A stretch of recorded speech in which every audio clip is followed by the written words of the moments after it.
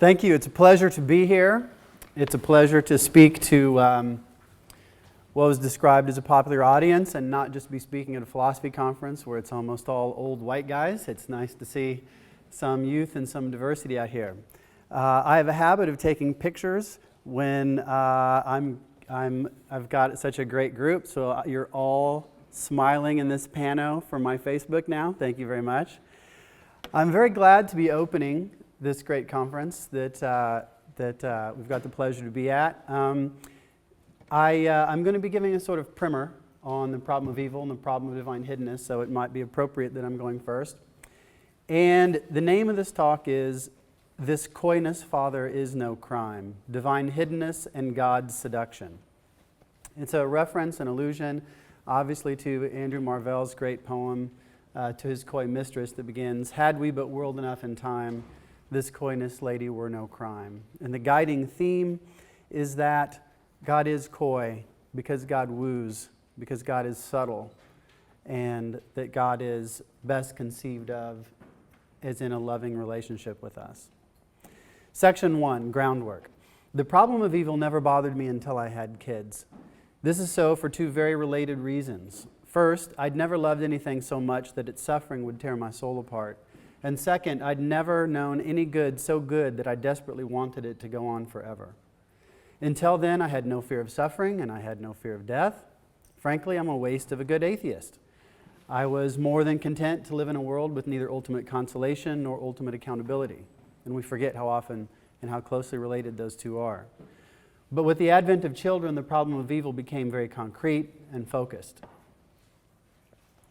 In the abstract, the problem of evil is the challenge presented to the person who believes in an all-powerful, all-loving God by the existence of bad states of affairs. God is good and wants goodness. God is all-powerful. He can have what He wants. Yet there are many bad states of affairs, some so bad that we wilt before them. The problem of divine hiddenness is a special species of the problem of evil. The bad state of affairs that grounds it is the sometime apparent absence of God from the world and the resulting absences that seem to follow upon it. A clarification must be added at this point. Let's distinguish between an absence of appearance and an appearance of absence. I doubt the latter can be fully reduced to or explained by the former, but I don't want to do that kind of conceptual analysis here. Rather, I want to focus on the phenomenological difference, the difference in feel between two ways of perceiving or ways of reacting to the world, both rationally and emotionally. When I come home from the grocery store to an empty house, there's an absence of appearance of pink elephants, but it's not an appearance of their absence. My family, on the other hand, appears to be absent. There's no perceived lack of pink elephants in the house. They don't seem to have gone missing. But in the stillness of the house, there is a palpable void with respect to my family. And it's not merely sense perception that gives rise to these two distinct phenomena. We might sensibly say of a despondent friend that they seem absent. While we do not refer to their body, there's something quite concrete that is just gone. And a doubting lover might sensibly say that they feel their lover slipping away, which they don't yet mean the body, but the love itself, or the self itself. It's not that they're no longer seeing the signs of its presence, but rather sensing the void. Anyone with enough human experience will see the distinction I'm calling attention to. In these terms, sometimes people sense a void where God is supposed to be, and that is a bad state of affairs. And if you're a theist who believes God is in fact present everywhere and who loves people without limit, this is a problem. This is the problem of divine hiddenness. In a way, the most troubling version of the problem of evil. Now, I have claimed that probably this cannot be conceptually reduced to or explained without remainder by the mere absence of a particular kinds of signs. However, the latter is perhaps a sine qua non of the former. That is, if there were obvious signs of God, signs one couldn't miss, then it might be impossible or virtually impossible to feel God as void. So I want to say that derivatively at least, the absence of obvious signs of God is also a bad state of affairs, in addition to the perceived absence of God Himself. These two bad states of affairs constitute the foundations of that special problem of evil called the problem of divine hiddenness. In this address, I'll discuss several items I think it's important to bear in mind when treating the problem of evil, and especially the problem of hiddenness. And I'll emphasize one aspect of treating the problem of divine hiddenness, which I find especially important and quite neglected. Foremost among them, but treated last, will be the importance of how one responds, affectively more than cognitively, to the perceived absence of God. And I will be sure to have time for questions and answers at the end of this. I've written this shortly enough to guarantee that I don't go on and exhaust the entire hour. So please do keep track of questions you have of a clarificatory or challenging nature, because I welcome those at the end. Section 2, 2 ways to respond to evil. There are 2 main kinds of replies to the problem of evil. There is a skeptical, rearguard approach and a more avant-garde approach. Theists who defend theism using the skeptical approach, so-called skeptical theists, say we are in the dark about what to expect from God. This isn't exactly because God's ways are higher than our ways, but rather, proponents say, because we don't know enough about what goods and evils there might be and how they might be connected. I wish to underscore that so-called skeptical theists are not, for the most part, offering the common sense advice that we humbly take into account our relative ignorance vis-a-vis omniscience and hold our views tentatively. It is rather the view that we cannot sensibly assign any probability to any outcome given providence. There's nothing, any of our evidence gives us any basis to expect to happen or not to happen. We're just in the dark. According to this brand of skeptical theism, which is in fact the main variety on offer, there is nothing you can imagine that you should think even likely that God could avoid without it, such that God could avoid it without permitting something as bad or worse and still achieve his desired ends. I will later mention a reasonable role for some limited skepticism, but I don't think it is at all a good idea for the theist to turn first and foremost to ignorance. I wish to add that one of the most puzzling phenomena to me about some skeptical theists is how they can, after saying these things, take themselves to rationally rely upon Scripture, common sense, or even the testimony of the Holy Spirit. For all we know, God has some all things considered sufficient reason for deception via these avenues. But we're supposed to think of God's allowing the Holocaust isn't a bit surprising, but God would never tell a lie. I'm sorry to be coarse, but this seems to me a great affront to moral common sense. And I think the reason that very intelligent and morally good people can say these things is that they're tacitly relying on a bigger picture they have in mind that puts their moral understanding to work. I don't think they are as skeptical as their views. That is, I think they are tacitly engaging in theodicy. There are 2 main criticisms of theodicy. There's the presumption objection and the immorality objection. The presumption objection says that it is presumptuous for us to think that we can know God's actual reasons for what he does.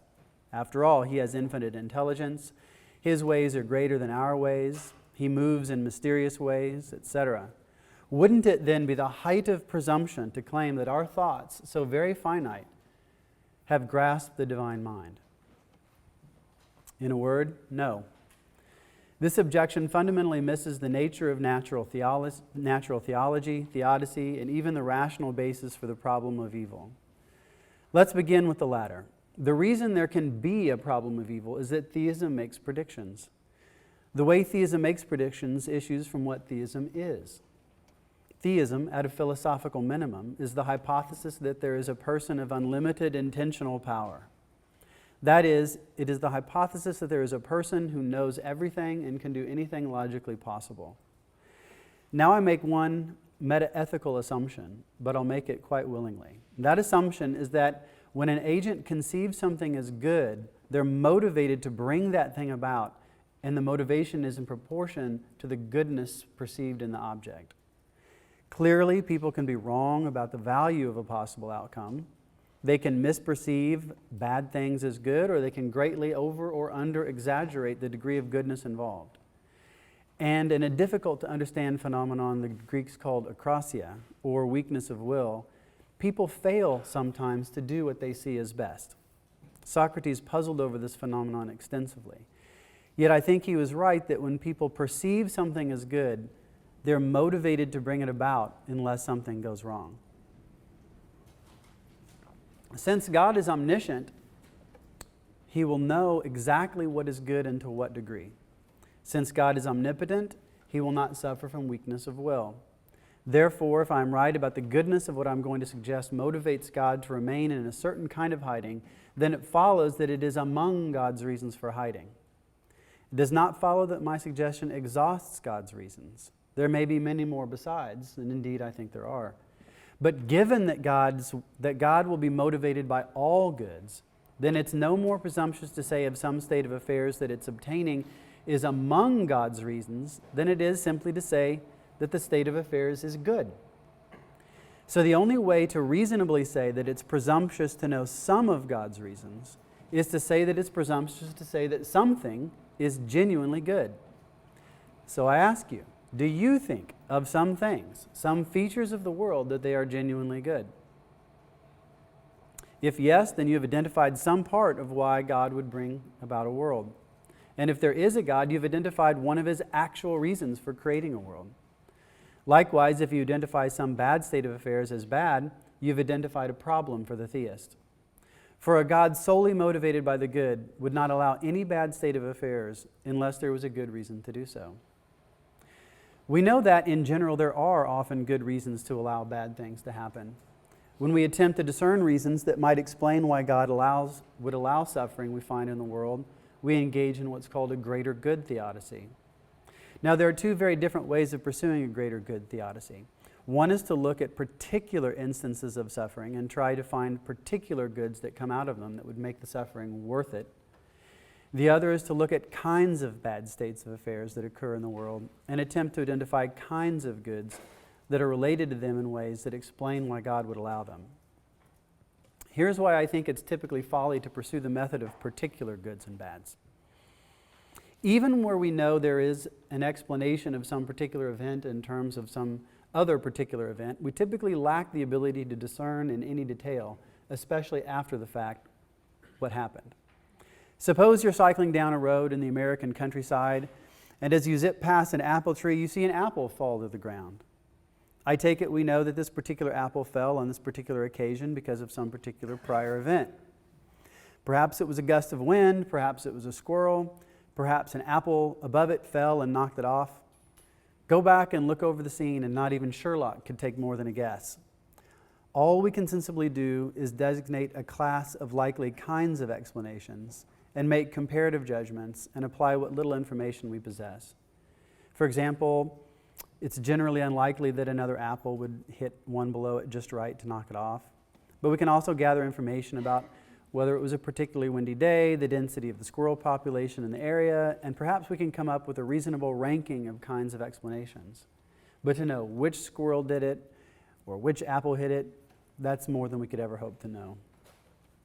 The same obviously goes for so many particular instances of suffering. Why was that particular disease allowed to mutate? Why was that particular killer not suddenly caused to have a seizure? Why was the Lisbon earthquake allowed to happen? These are things we couldn't possibly hope to discover, even if there were particular reasons for them. So as I said, there's a role for a certain kind of skepticism in treating the problem of evil. That is indeed common sense and part of our daily lives. But we do tend to be able to identify kinds of explanations that are more likely than others. And as rational moral agents, we have a built-in ability to partly discern reasonable plans. And I must mention in connection with this that many of us don't think there is a particular good that God has in mind in the permission of particular evils. Rather, the idea is that God has good reasons for creating a kind of world ensemble and for letting the world and its inhabitants run their course, come what may, or nearly so. We have no idea how much God might intervene to prevent unimaginable horrors. John Hick and Richard Swinburne have done a good job of asking us to imagine a world without pain, a world where thoughts and actions are carefully controlled by God to make sure no one harms another to any significant degree, a world with neither saints nor sinners. This is not the place to defend the saints and sinners theodicy. I've done that in a recent book, but we must be clear about the difference between expecting some particular greater good and looking for some more holistic greater good, or we'll be confused from the beginning. The second objection to the practice of theodicy I will treat only briefly. This objection is of a very different nature. It suggests that the practice of theodicy is immoral. Now, why might somebody think engaging in some reasoning about God would be immoral? The reason, say critics, is that it both treats people's suffering in an inappropriate way and nullifies their suffering by turning it into something good. What such critics rarely say is how the raising of the problem of evil is any different. Am I really supposed to take it that critics can raise the problem without any impropriety, but then I'm supposed to remain silent? Well, I won't remain silent. And the reason is that the suffering of many deserves more than silence. The problem of evil is a reasonable objection, and it deserves a thoughtful reply. One can give a thoughtful reply without in any way suggesting that because people's suffering is caught up in some greater good, some greater plan, it isn't really bad. Suffering is intrinsically bad, and nothing can make it not bad. Pointing out that God can redeem suffering, can work in and through suffering, and even reveal himself in suffering, in no way negates the badness of the bad. Let's make no mistake about that. So I don't think these two criticisms of theodicy come to anything, and so long as one engages in the endeavor reasonably. I shall now get to the meat of one evil I will be emphasizing one reason for, a partial theodicy for divine hiddenness that grew out of my own personal experience. Section 3, the coy God.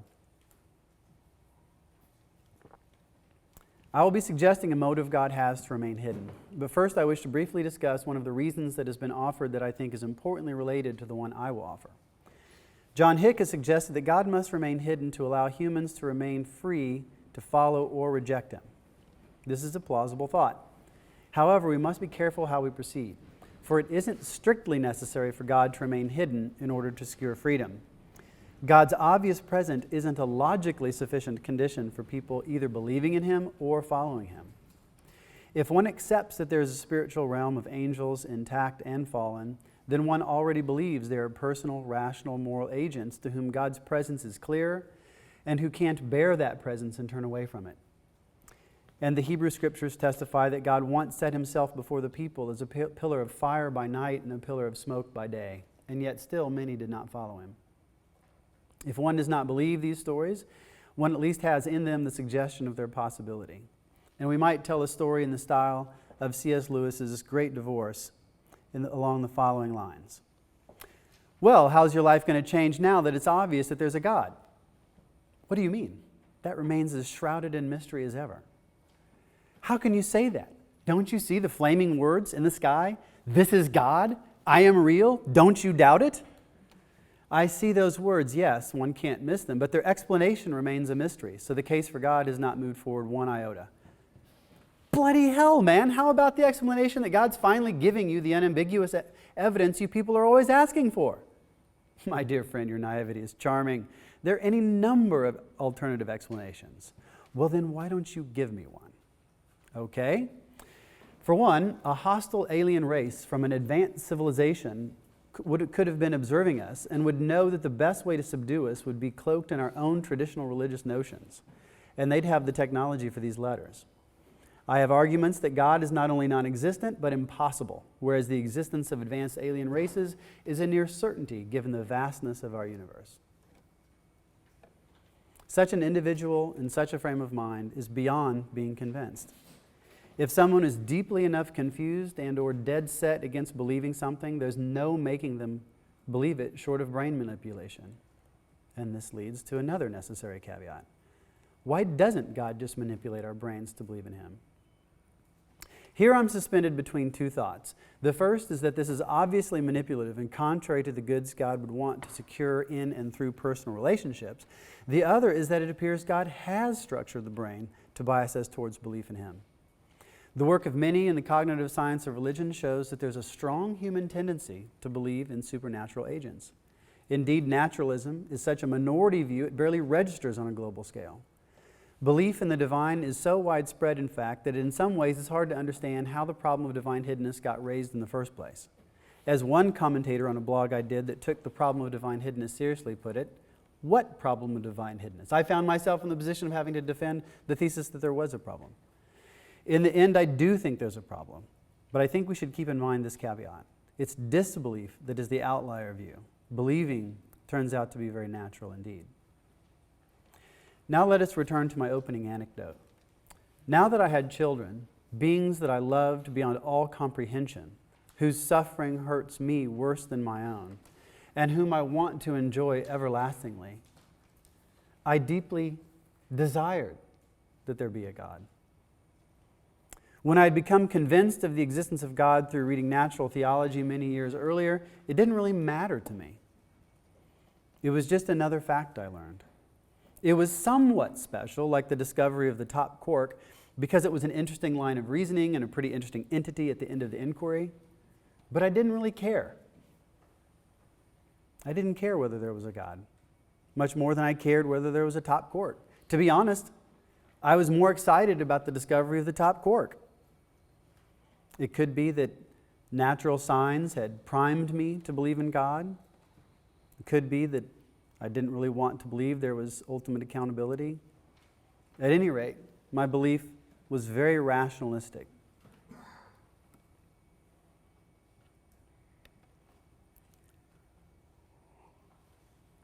Standing in stark contrast to this rationalism are the Judeo-Christian Scriptures.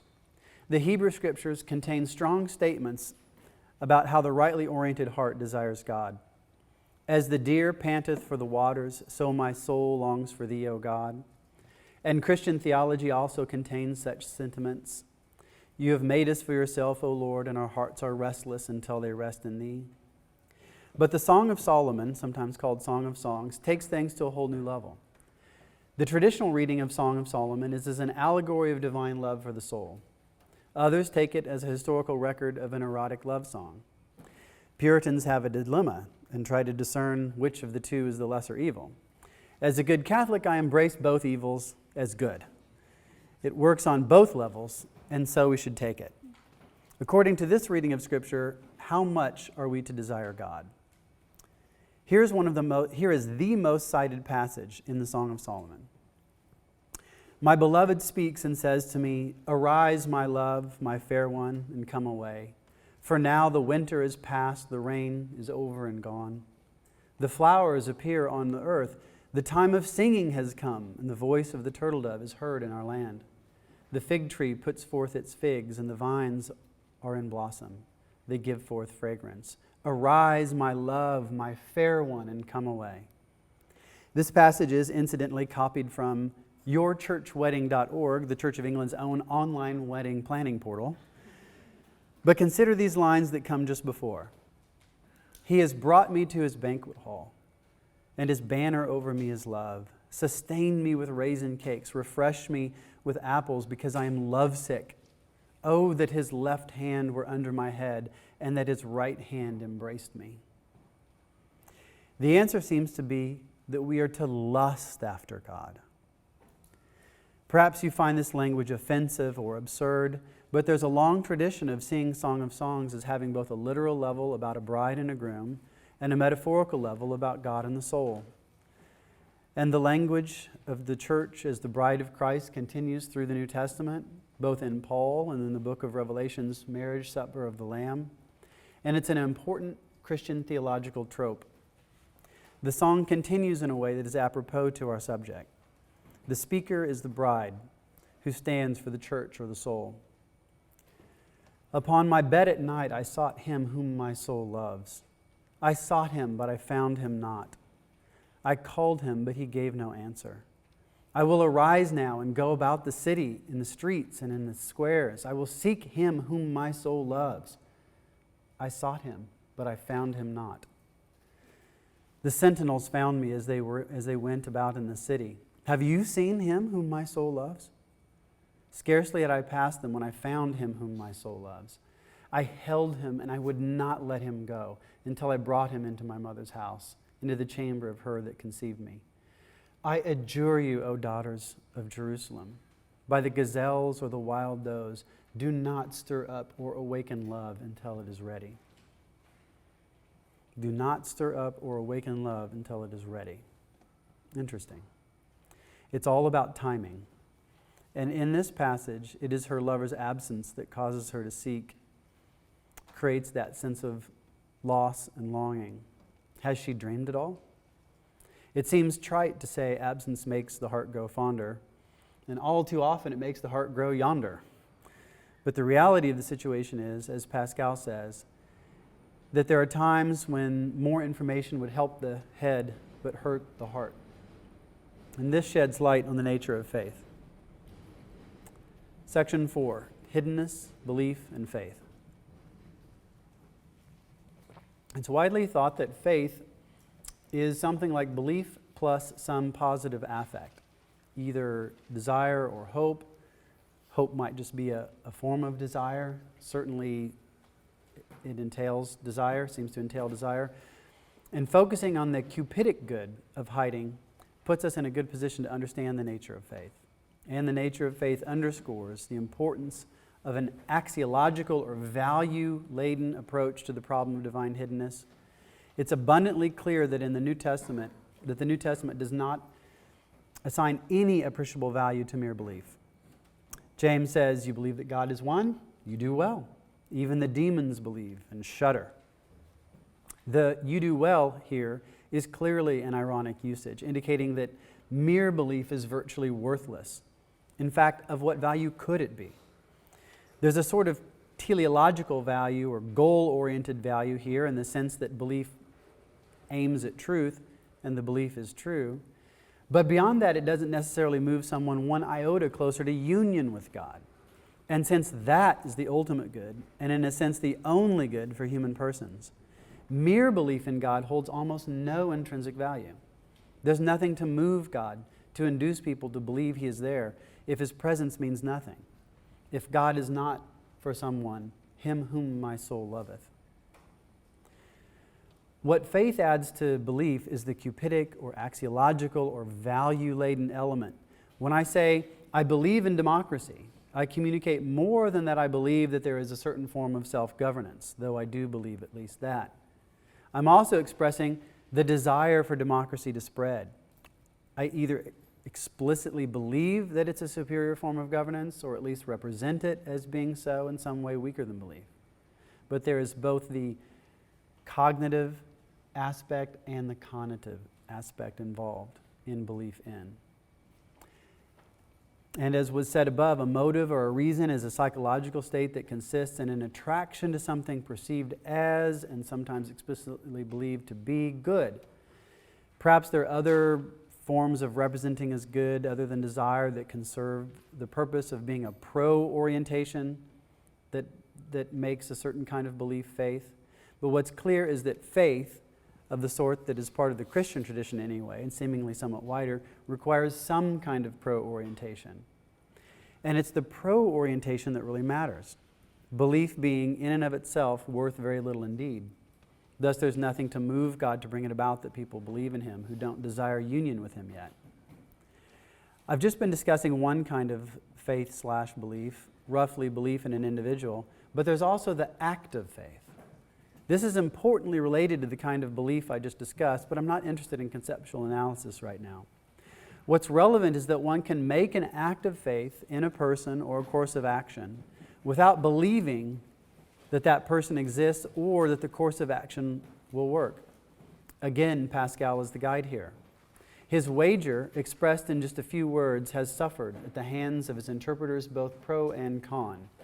But the bottom line is that if I see union with God as the greatest conceivable good, then if I'm properly functioning, I will desire it more than anything else, and therefore seek it above all else. This is an act of faith, and it does not require belief, but rather only great desire. The individual who greatly desires union with God will, if God exists, be overjoyed to find that He is there. And this joy is the path to beatitude. You will seek me and find me when you seek me with all your heart. These words are not idle chatter. The prophet Jeremiah wrote these words to those Israelites whom Nebuchadnezzar had exiled from Jerusalem and Babylon. They felt abandoned by God and isolated. Some, therefore, abandoned God.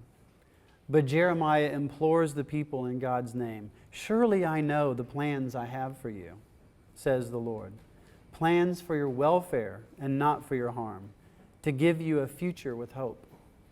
If I'm right, then hope is the heart of faith. Concluding thought. How shall we then live? This conception of this reason for divine hiddenness assumes a value system that has some practical consequences for religious persons. It's not just all about defending religious belief against charges of unbelief. These are struggles that go on in the hearts of people who believe and people who don't believe, people who believe strongly, people who believe weakly. If a person making a claim to religion is not passionately thankful that God is there and passionate about union with God, then they're missing the point of Abrahamic religion.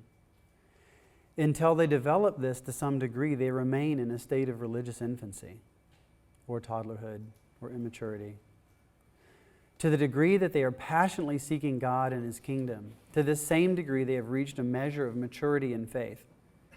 And if I'm right, this spiritual maturity is available to both believer and unbeliever alike. Ask, and it will be given to you. Seek, and you will find. Knock, and the door will be open to you. Thank you.